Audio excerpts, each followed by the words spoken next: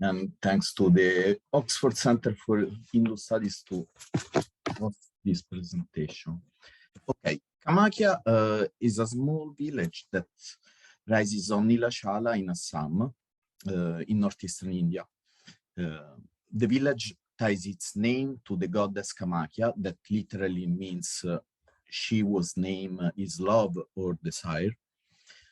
And the temple of Kamakhyā stands on hilltop and is part of a larger temple complex in which are worshipped Kamakhyā, that is equated to Tripura Sundari, Matangi, and Kamala. 3 of the 10 Mahavidyas, a cluster of tantric goddesses related to the cremation ground and even to magic powers. The construction of the temple took place in the 16th century during the Koch period.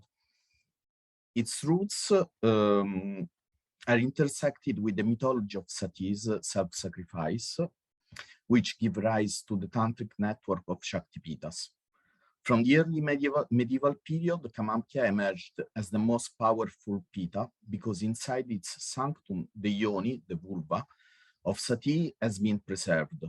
Furthermore, the Kaulajna Nirnaya in the chapter 16th, that is the eminent Kaula text, described Kamakhyā as the homeland of both Kaulism and its cult of 64 yoginis, one of the oldest tantric traditions of South Asia, which likely emerged around the 10th century, emphasizing the ritual eroticism connected to the worship of the yoni and the manipulation of its sexual fluids. Hence, the devotees have worshipped Kamakhyā in the non-anthropomorphic form of the yoni stone, placed in the dark, narrow, and intimate sanctum, which symbolizes the woman womb and a connection with the dead imaginary. From the yoni stone, a water stream pours out, covering the sacred rock, which thus cannot be seen by the devotees. It is by touching the yoni that the devotees see the goddess. Kamakhyā inherited some traits from the earth goddess, and she became, throughout a complex cross-cultural process, a menstruating goddess who has been related to both blood and sexual imaginary. Since the early stages of her worship, she has been nourished and empowered through the ritual victim's blood. Today, the daily animal offerings are still the main source of power for Kamakhyā, which she gives back to the human world every year during the Ambuvachi Mela in June or July, when her menstrual blood symbolically flows out of the ground. Ambuvachi Mela is the Kamakhyā main annual festival, celebrating her menstrual cycle for 3 days. During this time, the doors of the temple are closed and only some of the priests are allowed to enter the shrine due to the high impurity of the temple in those days. On the 4th day, the doors are opened and again, and hundreds of pilgrims entered to worship the goddess.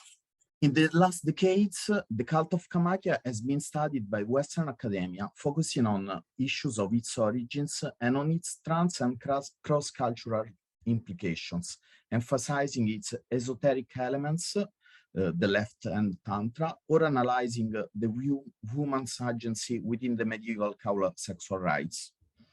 Yuki Urban proposed the concept of exotericization and sweetening of tantra at Kamakhyā during the colonial and post-colonial period. Unfortunately, it did not enter into a deeper analysis of the relationship between this modern and sweet tantra with its Kaula roots. Today, blood offerings are not performed inside the temple, and the animals are slaughtered only in an open hall attached to the temple. Thus, the devotees bring flower and vegetal offerings inside the sanctum to worship the yoni of the goddess instead of the controversial and non-vegetarian panchamakaras. This exotericization and softening of Tantra was already evidenced by Patricia Dold in her research on the Bhagavata Purāṇa, a late medieval text compiled in Assam. This Śākta Purāṇa removes the most extreme ritual practices from its worship prescriptions. Nevertheless, in that period, other texts, such as the Yoni Tantra, exalted the worship of the yoni through sexual practices and blood sacrifices. In fact, the late medieval and pre-colonial period, in the late medieval and pre-colonial period, the symbolism of the yoni in myth and ritual underwent a transformation as a result of a late medieval resurgence of Vaishnavism. The priest officiating rites in Kāmākhyā and the entire village community share myths and partial reenactment of the past by modernizing and sanitizing left-hand tantra sexual symbols. Nevertheless, the original forms of these symbols have not been erased from the worshipper's memory. In fact, left-hand blood sacrifices are still performed, although they are restricted to an open hall attached to the main temple of Kamakhyā. The ritual praxis hence emerged as a fundamental link between past and present, bearing the memory of Kaulism. Kamakhyā is indeed one of the few religious spots where the 64 names of the yoginis are still invoked. The devotees are part of the cultural identity of the village, through the daily public yoni pūjā and the animal slaughtering, each time reproducing Satī's death and a rebirth. The symbolism is rooted in each Śākta Purāṇa, where tantric rituals are performed in both left-hand and right-hand methods. Therefore, by recreating the mythical event in which Kamakhyā's origin is established, the devotees of Kamakhyā emerge as a unified and peculiar religious group sharing the same symbolic universe. Therefore, it's ritual rife rather than written Sanskrit sources which preserved the medieval Kaula roots at Kamakhyā. The daily ritual practices indeed actualize Satī's sacrifices. Contrarily, the texts usually support the variation, in this case, toward an institutionalized practice, although they also help the preservation of the memory circulating among the community. The Puranic sources compiled in Northeast India during the medieval period preserve distinct variants of the myth of Satī. Furthermore, during my preliminary fieldwork at Kamakhyā, through a number of unstructured interviews with temple priests, local devotees, and pilgrims, it emerged that most of these medieval texts are unknown, such as the Bhagavata Purāṇa, whereas a few are only partially known, such as the Kalika Purāṇa. The oral tradition at Kamakhyā seems to have played a deep role in the preservation of the tradition, being less affected by the danger of oblivion than written traditions. According to Ian Asman, the preservation and variation of traditions are related to affirmation of cold and hot memories. The theory of hot and cold memories is derived from and refines the theory of cold oral-based and hot written-based societies that was formulated by Levi-Strauss. Societies are not cold or hot, but they are characterized by both cold and hot elements. To exemplify, it may be said that cold elements freeze changes, influencing recurrence and regularity.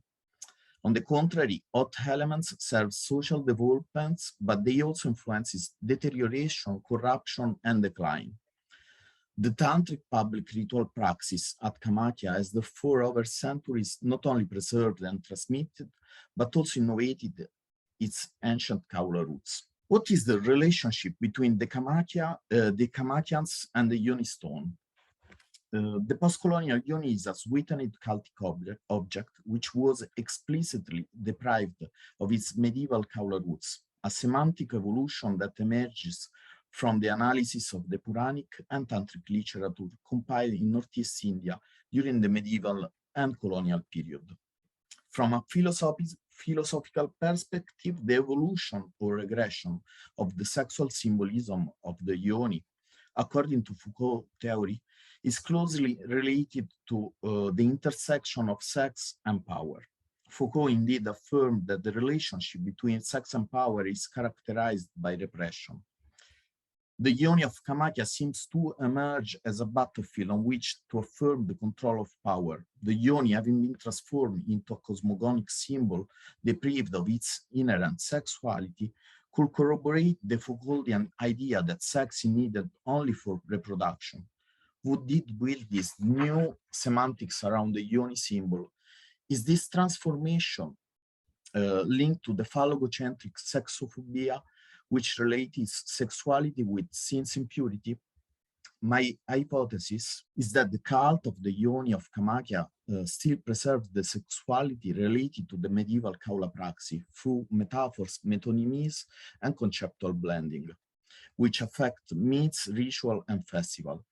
These categories were appropriated by the tantric language through mandalas, mantras, and ritual acts. In view of this hypothesis, there is no oblivion of the Kaula past because its primary focus on ritual sex as a source of power and gnosis is unconsciously replicated through a sanitized praxis every day.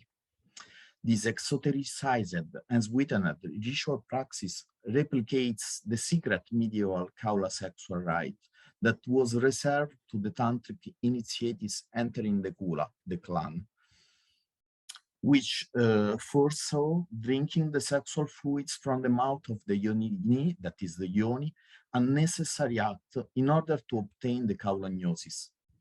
The morning invocation in Temple of Kamakhyā of the 64 names of the yoginis support this connection with the Kaula past. However, I suggest that this sexual aspect is unconsciously replicated by the practitioners.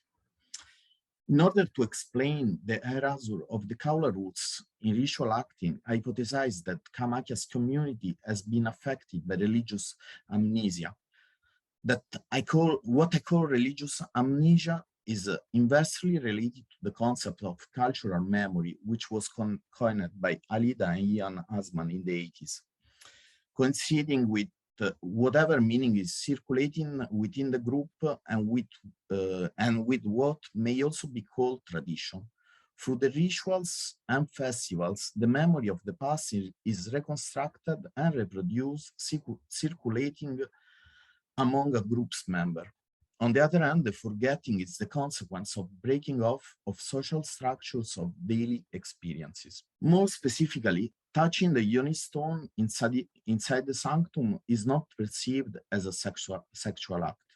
Its ritual meaning has been deprived of any impure and polluting implication. Using and consuming prohibited substances, such as the yoni tattva, was one of the fundamental Kaula violations of the Vedic Brahmanic ritual norms, which originated at a low, powerful energy, the Shakti, necessary for the preservation of the political order in medieval Assam. However, throughout the medieval period, religious changes already affected the yoni cult, which was adapted to the political evolution of medieval Assam since the middle of the 4th century. Analyzing the yoni pūjā changes could shed light on how religious amnesia works within collective and shared memory of a religious group, affecting its ritual praxis and symbols. My question is, what are the factors that influenced the transition of the yoni from a sexual and cosmogonic cultic object into a cultic object deprived of its previous sexual symbolism, while maintaining its rank of cosmogonic source? Was this religious amnesia influenced by what Foucault calls a regime of sexual repression, which began in the 17th century? Was this regime of sexual repression imported in South Asia by British colonization? Was the influence of British power to trigger the religious amnesia among the Kamakhyans, which nevertheless was unable to erase the deep symbolism linked to sexual rituals? I would like to end this paper with few other questions, which are how the yoni is perceived by the Kamakhyans. What do Kamakhyans know about the yoni's past literary tradition? How do they perceive the dualism between pure and impure, outlined in Vedic text? How do they perceive themselves? Are they considering themselves as tantricas or not?